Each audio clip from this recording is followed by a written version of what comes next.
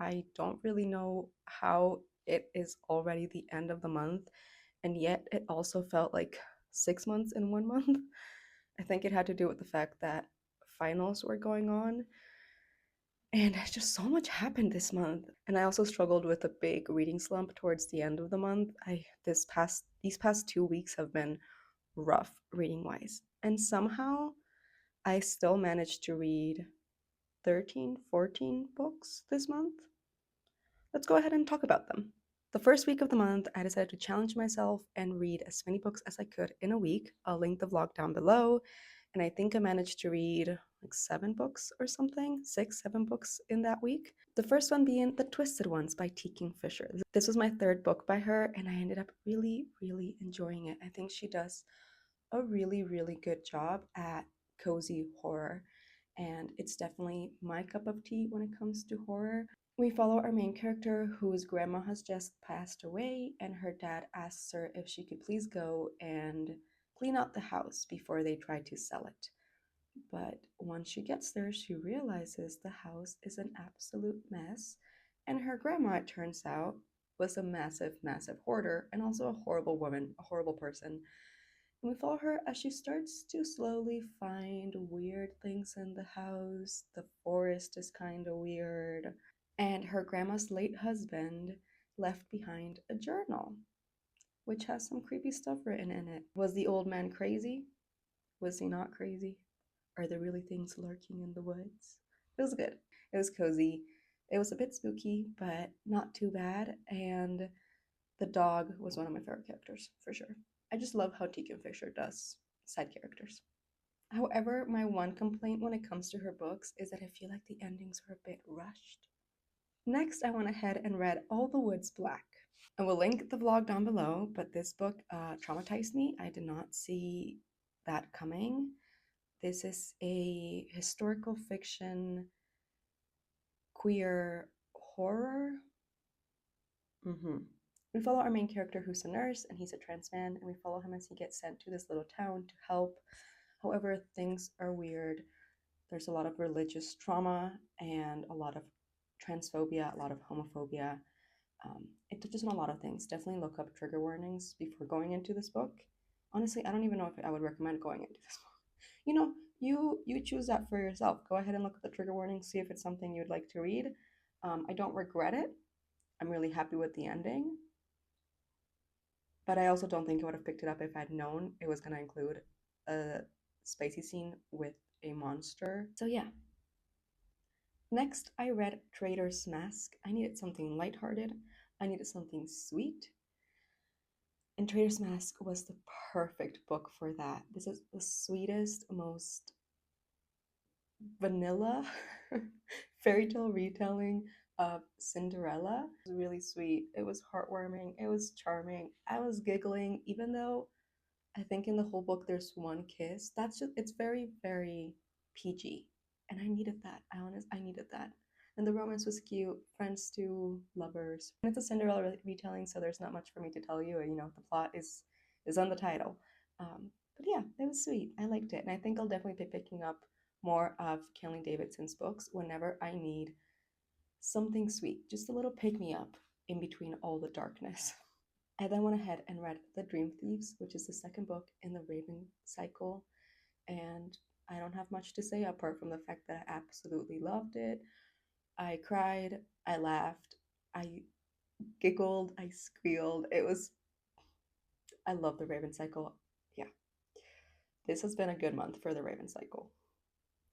Next, I read Nettle and Bone by T. Kingfisher. Once again, this was more of a adult fantasy fairy tale-esque kind of story. We follow our main character who is the princess of this kingdom. Her elder sister gets married off to the prince of this other nation that has more power over them. It's a political marriage. And then she ends up dead. And so then her second sister gets married off to that same guy, and things are dark. And so we follow our main character as she's trying to save her sister from meeting the same death that their elder sister met. And she goes on this journey to complete these 3 impossible tasks set by this grave witch type of thing. We get a bunch of little fun side characters. There's the grave witch, there's a fairy godmother, there's this big hunky guy, and there's a demon chicken. The demon chicken was probably my favorite character. Or the dog, Bone Dog. Bone Dog was my favorite. Yeah, Bone Dog was my favorite character. I want a little side spin-off novella of Bone Dog and Demon Chicken.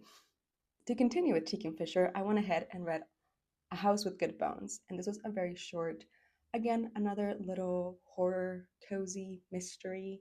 We follow our main character who is an entomologist. Yes, I believe. She studies bugs.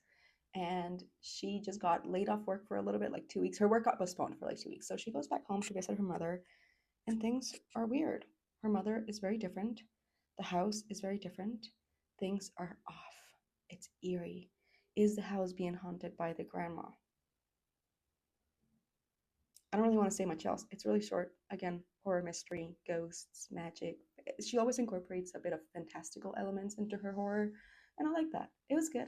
Once again, the tiniest little sprinkle of a romance, and I like the side characters. This one, however, did feel a lot more rushed. I kind of wish the ending had been just a little bit longer to wrap it all up better. After that, I went ahead and read Night Sky with Exit Wounds. This is a poetry collection by Ocean Vuong, my second poetry collection by him, and I absolutely love this. It once again broke me. His writing is stunning. He is so incredibly talented. I cried. I cried quite a bit with this book, and I was underlining the hell out of it. I read it on my Kindle, and I need to get it as a physical book because I need to underline the hell out of that and just reread it over and over and over again. If you at all enjoy poetry, please pick up Ocean Vuong's poetry. His writing is stunning. I'm currently reading On Earth We're Briefly Gorgeous. I don't think I'll be able to finish it before the month is up. I would have to finish it tomorrow. Yeah, I'm filming this on the 29th of November, so I would, maybe I could finish it. We'll see. But On Earth We're Briefly Gorgeous is his newest installment, I believe. And it's not a poetry collection, it's more a collection of vignettes or like small essays. They're very like just paragraphs that kind of flow together, and they're just little snippets of his life, and it's incredibly gorgeous but once again devastating. And this one's quite a bit longer, so it's taking a while to read. I also don't enjoy binge reading that kind of work. I think it's nice to read little bits by little bits, and some of them are really hard to read. um, so yeah, just pick up Ocean Vuong. I feel so incredibly lucky. I've said this before, but I just feel so incredibly lucky to exist at the same time in history that his writing exists, and I could totally see his books becoming like classics, poetry classics that get studied in years to come because they're stunning. He's so talented. It's incredible. After that, I went ahead and read Remarkably Bright Creatures. This is becoming like a modern classic, right? I feel like everyone has read Remarkably Bright Creatures for a reason.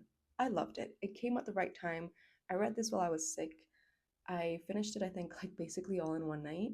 I was listening to it as an audiobook, and it was very, very sweet. We follow three main characters. We follow three main characters. I forgot all of their names now. Tova is her name. Tova. We follow this woman who's in her 70s, I think, 60s, 70s. I believe her name is Tova. I could be totally wrong about this. Her son sadly passed away when he was very young, and her husband also has just passed away, as well as her brother. She's the last remaining family member alive, and we follow her as she works night shifts at the aquarium. She needs to be doing something because she needs to keep herself busy, to keep herself distracted from all the grief around her. The book is very slow paced, and then the ending felt a little bit rushed, which I was kind of upset with. But overall, I did end up really loving it. And we get to follow as her friendship develops with Marcellus, our second main character, who is a giant Pacific octopus. And I freaking loved Marcellus. I kind of wanted his chapters to be longer. He is being kept at the aquarium, and we get his point of view, Tova's point of view, and then we get Daniel. Is his name? His name is not Daniel. I don't know. this guy's point of view and how the three of their stories connect. And let's call him Daniel. I don't know if that's his name. He's struggling, okay? His life is a bit of a mess. And he somehow ends up, he's looking for his biological father. And we follow him on this journey that takes him up the west coast of the United States and ends up in Washington. Their stories slowly connect, and it was so beautiful, and it was so sad and heartbreaking, and I cried. I cried like 3 times with this book. I would definitely highly recommend Remarkably Bright Creatures if you just want a very slice of life, humans coming together, and to get a little bit of an insight into Marcellus, the giant Pacific octopus, who's a complete fucking badass and so smart. I loved him. Right after that, I read a very short manga, The Girl from the Other Side. To be completely honest with you, the story wasn't the best, but there's like 12 volumes. I only read the first one, so it could get a lot better. It was just very confusing to start with and very slow paced, but very cozy. Like it wasn't super entertaining, but it was sweet. And what really attracted me to this manga was the art. It's absolutely stunning. And honestly, I think I will continue the whole series purely due to how pretty it is. I watched the movie that they made from this. I think it should have been an anime instead of a movie because to compress 12 volumes into a movie felt very rushed. And so I decided to pick up the manga to see. The first book has not given me anything, so I'm gonna continue it. I think we'll see. It might take me a while, but yeah, it's stunning. It's beautiful. That's really all I can say about it. Yeah. Okay, after that, I read Blue Lily, Lily Blue, which is the third book in the Raven Cycle. Guys, the Raven Cycle video is coming soon because I am about to finish The Raven King. So good. Blue Lily Blue was amazing. I read it all in one night, pretty much, and I don't regret that. After that, I read The History of Sound. This is a collection of short stories. I listened to it as an audiobook, and I would highly recommend doing that. The narration is done very, very well. We get different narrators for different stories, and it was just, how do I describe this book? It felt like memories frozen in time, and they all connected somehow. So I would definitely say pay close attention because the stories are woven in a very unique way. We jump back and forth in time so much throughout the short stories. I think like more than a century at times. Some stories are set in the 1800s, I believe, even 1700. No, I could be totally wrong. I think some stories are set in the 1700s, and then we have stories set in the 2000s. So yeah, there's huge time jumps, but somehow they're all connected. And I loved how the author did that. There was one story that I did not enjoy. The rest I absolutely loved. And it was just very melancholic, nostalgic. It was very nostalgic feeling. I would definitely say it's a book to read during the autumn season. The setting of it is very gloomy, cold, dark, sad, depressing. Great to read during a month like November. After The History of Sound, I went ahead and read Witches, Midwives, and Nurses, which was my only nonfiction of the month. And this was a very, very irritating book. The book was good. Okay, let me take a step. Let me take a step back here. Witches, Midwives, and Nurses was written in the 60s by two feminist women talking about the history of women in medicine. And so it really covers a lot of history, only like Western history. It's mostly set in the United States, a little bit about the UK and Europe, but Western Europe only. And it just really talks about how women have been treated throughout time in the medical world. And I think it's a very important read. There's not really much to say about this. I think it's a very important topic. I definitely want to learn more about it. And it was incredibly frustrating and irritating. And I was so mad reading this book. It's very, very short. You could read it in a sitting. But yeah, it was enraging. Okay, we've made it to the end. As I mentioned, I'm filming this on the 29th of November. So I still have today and tomorrow, and I am positive that I'm going to be finishing The Raven King. I just know that I will not be putting that book down today for the rest of the day. and I already 5 stars, 5 stars. All of the books have been 5 stars for me. I will be a mess after finishing The Raven King. I don't know what I will do with my life. Arcane is over, and The Raven Cycle is about to be over. Also, if you have not watched Arcane yet, what are you doing? Go ahead and watch Arcane. It's the best show to ever exist. I feel like everybody in my life is probably so tired of that fact that I cannot stop talking about it. I won't. I'm sorry. I will continue raving about the show until the day I die. Same with the Raven Cycle. I will continue raving about the Raven Cycle until the day I die. I also am about to finish Will Prescribe You a Cat, which is a short little audiobook I'm listening to, translated from Japanese. And it's very sweet. It's very cozy. The concept is really cute. It's basically about this mental health clinic that will prescribe everyone a cat because a cat can solve anything. And so yeah, we follow these 4 or 5 as each character is struggling with different things in their life, be it work, be it mental health, be it insomnia, just a lot of different life struggles. And so they go to this clinic, and the clinic prescribes them a cat. They have to take care of a cat for a few days, and it completely changes their life. And I thought it's really cute. I'm almost done with it. There's not really much to say about it. It's easy to read. I'm listening to it, so it's easy to listen to. The narration is done well. What else can I say? It's a book about cats. I'm gonna like it. I think that's everything I will be reading for this month. I will definitely be finishing those two. I may or may not finish Unearthed or Briefly Gorgeous. It all really depends on how much I'm able to read on the bus back home. I never know if I'm gonna get car sick or not, so we shall see. But yeah, it was a good reading month, apart from the big reading slump. However, I still somehow managed to read quite a few books, so overall it was good.